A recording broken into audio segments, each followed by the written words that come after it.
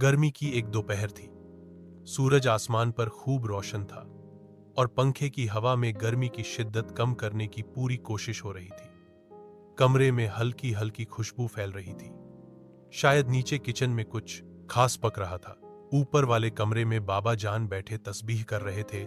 सफेद कमीज शलवार में एक तरफ छोटा सा मिट्टी का प्याला रखा था जिसमें सूखे मेवे पड़े थे। उनकी सफेद दाढ़ी और हल्की मुस्कुराहट में सुकून था। दरवाजा आहिस्ता से खुला। बाबा जान, नन्ही सी आवाज सुनाई दी। बाबा जान ने आंखें खोली, तस्बीह एक तरफ रखी और प्यार से कहा, आ जाओ बेटा, आओ मेरे पास बैठो। वह बच्चा जो रोजाना बाबा के पास कुछ न कुछ नया सीखने आता था, आज भी एक सवाल लेकर आया था। बाबा जान, आज अम्मी ने बिरयानी बनाई थी, लेकिन बहुत मिर्चें थीं। मैंने आधी छोड़ दी। क्या आप भी बचपन में ऐसे ही खाने छोड़ देते थे?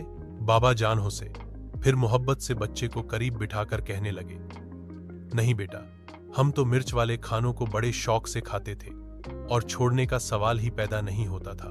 क्यों, आपको मिर्चें नहीं लगती थीं? मिर्चें तो लगती थीं, आंखों से पानी भी निकलता था, लेकिन खाने का स्वाद वही होता था।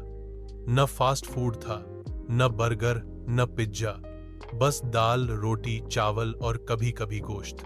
बाबा जान, क्या आपको कोई खास खाना बहुत पसंद था?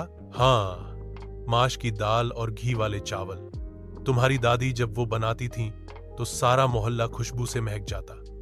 घी वाले चावल? वो कैसे?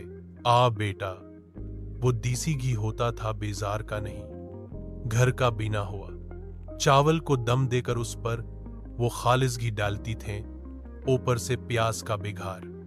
सादा सा खाना होता, लेकिन इतना मजेदार कि आज भी उस दायके की तलाश रहती है।